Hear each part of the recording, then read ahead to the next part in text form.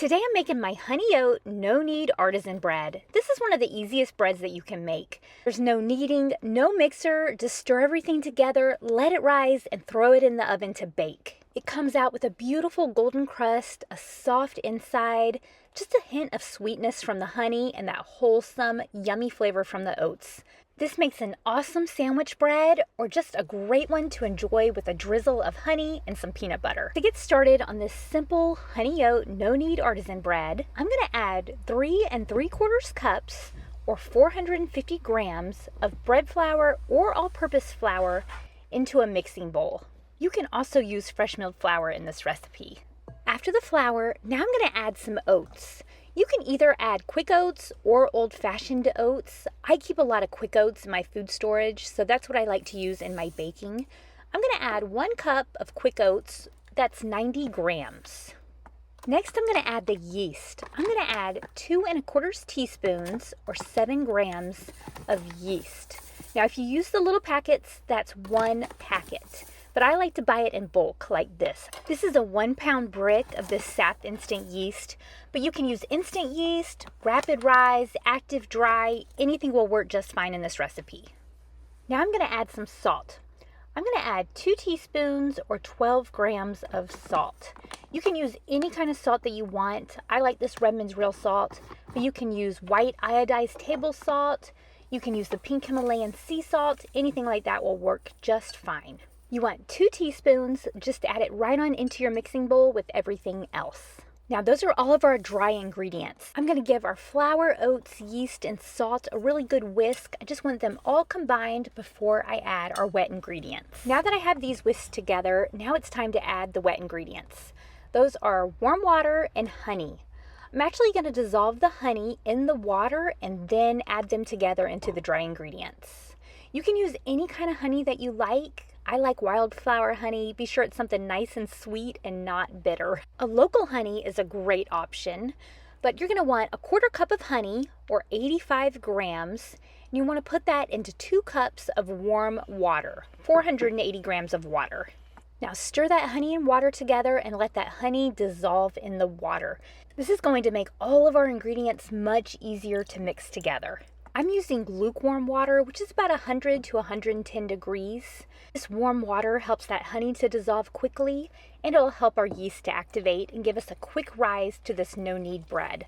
A lot of times no-knead bread is an overnight no-knead bread, but this one doesn't take very long at all. We're only going to have to let this rise for about 1.5 hours.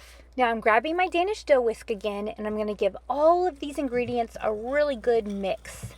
I'm going to mix this until a shaggy dough forms. Plan on mixing to take about 2 minutes, and there's no need to overthink this. This is a very forgiving recipe and bread dough. It's supposed to look a little bit messy, it doesn't need to be smooth, and that's exactly what you want. Once you have it mixed, now you just want to cover it with some saran wrap and let this rise on your countertop at room temperature for about 1 hour to 1.5 hours. The biggest factor that affects rise time is the temperature of your home as it's rising. Like I said, this could be 1 hour to 1.5 hours, but you're just looking for it to get a little bit puffy and airy. It doesn't have to be perfect. Like I said, this is a really forgiving dough, which is why it's so great if you're newer to bread making. I've let my dough rise on the countertop for 1.5 hours. Now, another great thing about this recipe is if you get a little bit busy, you can let this just sit on your countertop for a few more hours and it'll still be just fine. Now it's time to turn this dough out. I am putting a little bit of flour onto my dough mat, and now I'm going to turn this dough out onto that flour. This is a little bit of a sticky dough. Most no-knead bread doughs are, so don't be alarmed by that. A little bit of flour really makes this dough a lot more manageable and easier to handle. This bowl scraper is really helpful too. Now it's time to shape this dough into a round or a bowl. I like to flour up my hands just to make it that much easier to work with. And now I'm going to very gently shape this into a round. If you've ever done a stretch and fold like for sourdough, that's kind of what I'm going to do here. I'm going to fold this dough in on itself right on into the middle. It's a little bit stretchy. I'm just going to go around this dough one time, and this will shape it really nicely. Once I have that done, I'm going to flip it over, work it into a nice round shape, and that's really all it takes. If you want to add a little bit of surface tension, then just drag the dough towards yourself like this, and this will help give your bread some more structure and give it a really beautiful shape when it's done baking. I'm going to bake this bread in a Dutch oven. You can use anything that's oven safe that has a lid. You can use enamel or cast iron like I am. I also really like to use a trivet. So if you have a trivet, put it in the bottom of your Dutch oven, and this will just help your bread not to get too crunchy on the bottom. I also love to use a bread sling. So I'm going to transfer my dough onto this bread sling. This bread sling just makes it that much easier to get your bread in and out of a Dutch oven, especially when it's hot. If you don't have a dough sling, then the other option is to use some parchment paper. Now it's time to let this dough rest and rise for 30 minutes. It's been 30 minutes and it's almost time to bake this bread. Before I bake it, I'm going to spritz the top with some water and add some rolled oats on top. This is totally optional, of course, but it does make it look even more appetizing. I'm just adding about a tablespoon of these rolled oats. After adding these oats, now I'm going to score the dough. When you score your bread dough, that gives it a controlled expansion point so that as it rises and bakes in the oven, it doesn't burst. So this can be decorative and really pretty, but it also serves a really important purpose.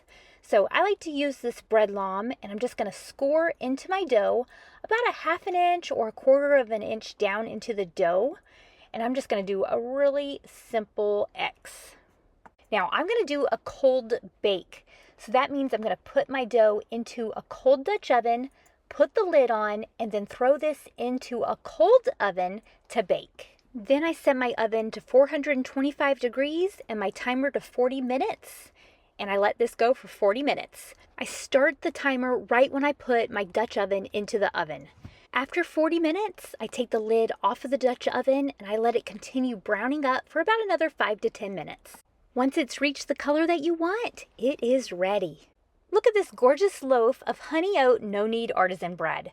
Once it's done baking in the oven, I like to remove it immediately from the Dutch oven. The bread sling really makes it easy to get it out of the hot Dutch oven. And then once I admire how beautiful my homemade bread turned out, then I like to let it cool. If you let it cool, you're going to get better texture, crumble. It's going to slice easier, even though it's hard to wait. One of the biggest questions I get is how I like to store my bread to keep it fresh. Well, I store my bread in our handmade beeswax bread bags. You can find these on my website, robinonthefarm.com, along with the printable recipe for this honey oat no-knead artisan bread. Now that my bread is cooled off, I am ready to slice into this and enjoy a piece of this yummy bread. Look at this gorgeous texture. This is a no-knead, super simple loaf of bread to make, and it makes absolutely delicious sandwich bread. It is soft and fluffy on the inside, a little bit crispy and crunchy on the outside, and it is absolutely delicious. Take a look at that soft texture, the gorgeous crumb. I can pull it apart. You can tell that it's soft and fluffy. This really makes fantastic sandwich bread, and it makes really good toast too. It's delicious as a snack with a drizzle of honey, some peanut butter. That's my favorite way to enjoy this bread. I'll leave you the printable recipe for this honey oat no-knead artisan bread on my website, robinonthefarm.com, and down in the description. While you're there, be sure to check out our handmade beeswax bread bags. Thanks so much for being here with me on Robin on the Farm. I hope you try this bread. If you do, let me know if you like it. I'll see y'all next time on Robin on the Farm. Robin's in the kitchen, dough beneath her hands, wheat from the fields and eggs from her land. Sunlight through the window, a warm golden glow. She's working hard to make that dough. With flour on her apron, loving each knead, ground wheat fresh, sowing her seed. The smell of fresh bread rises in the air. Simple life.